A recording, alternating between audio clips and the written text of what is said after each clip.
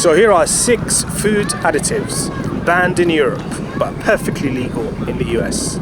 And watch all the way to the end, because there's one item that I think will make people run to their kitchen right now before the video ends in an attempt to throw it out immediately. And the first additive, it's something that you probably had for breakfast if you live in the US this morning. Potassium bromate. This innocent-looking clean white powder hides a dark history.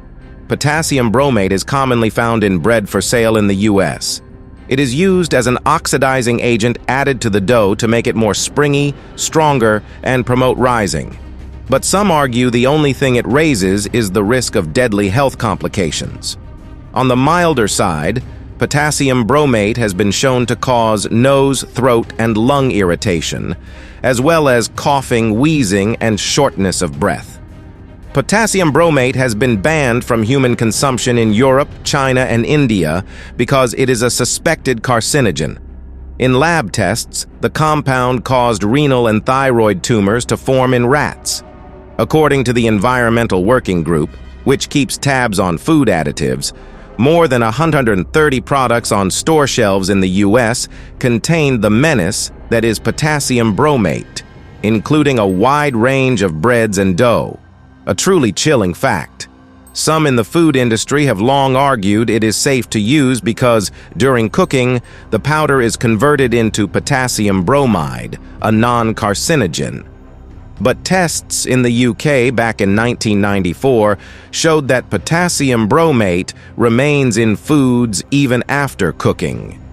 It's very difficult to trust the supplements you buy these days, whether it's on Amazon or on other websites. So this is why I have teamed up with the manufacturer here in the UK. The first ever instance of a manufacturer supplying the end user, the customers directly. And they provide their supplements through me on my website, pharmacistformula.com. What I'll do is I'll leave the link to the website below. Maybe the second item is, if you like candy, you probably had this in the last month or so. Titanium dioxide, E171, another white powder with a dark history.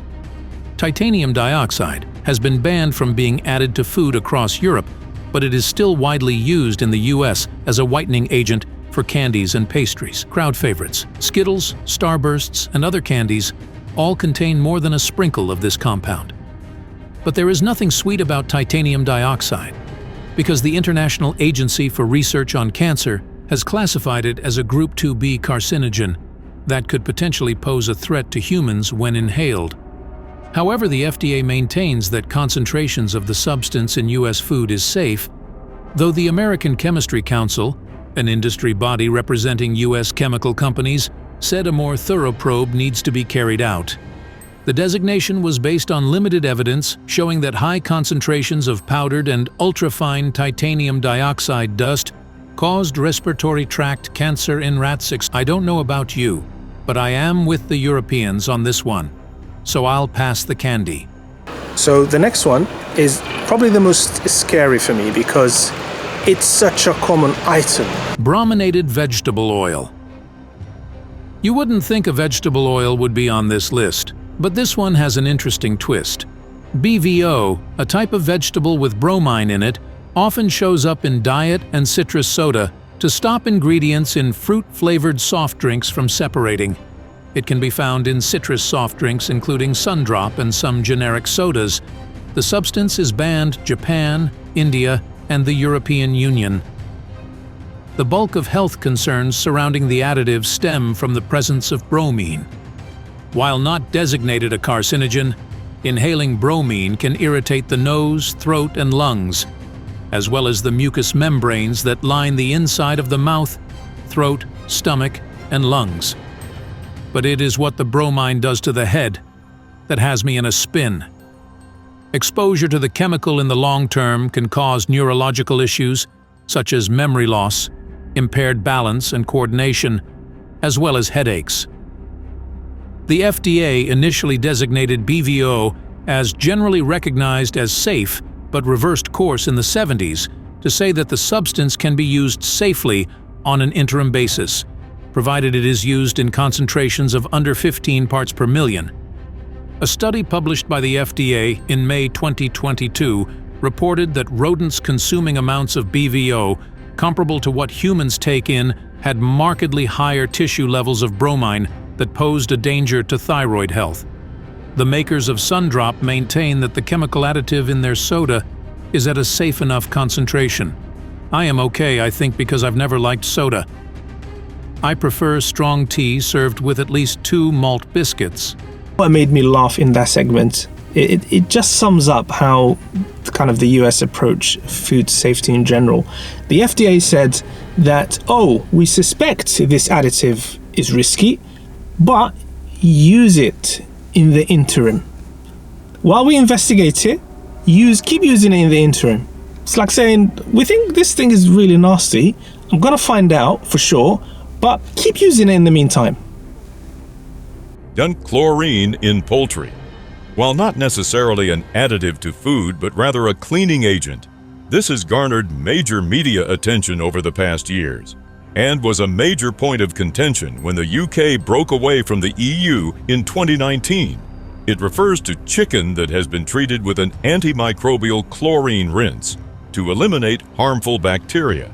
The practice is commonplace in the US, which uses it to manage pathogens like Salmonella and Campylobacter and to protect consumers from getting sick. The EU, though, has had a ban on chlorine rinsing since 1997 over food safety concerns. US authorities say chlorine washing chicken eliminates risks of infection. But the UK and EU authorities posit that it's a means to make up for poor sanitation and infection control all along the production route, and is a symptom of overall lax food safety standards in the US. Why is it that the US system seems to be more lax on these risky ingredients and additives? I think it's for 2 reasons. Firstly, the size of the US food market is massive. There's just so much money on the table. So they're going to fight tooth and nail to protect their interest. And secondly, I think there's a bigger lobbying culture in the US compared to Europe, for example. Food industry is very organized and very powerful in the US, and they can lobby the right people and obviously get their way that way.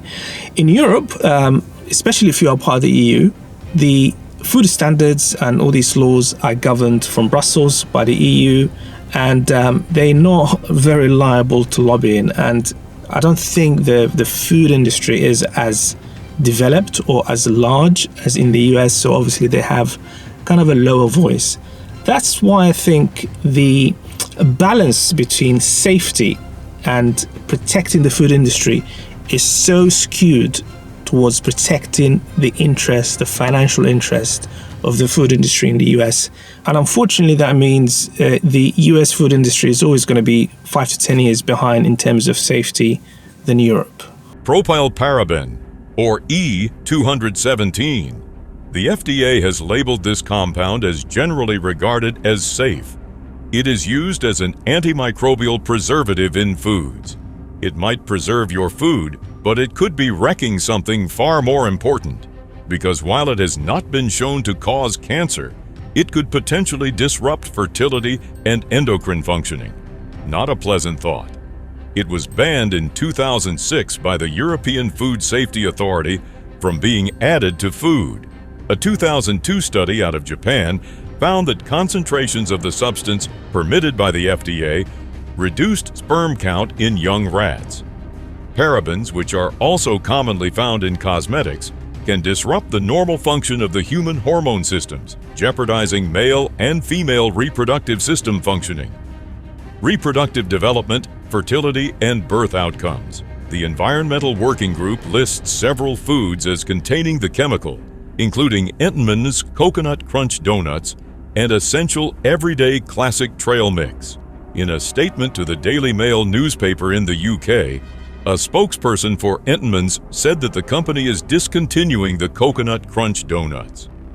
The company did not offer a time frame, but the product is still available at major retailers including Walmart and Albertsons grocery stores. First it was bread. Now you can't even trust donuts. Here is another video you should watch next. An amazing video about supplements that are as strong, if not stronger, than actual drugs. Amazing video. Watch it.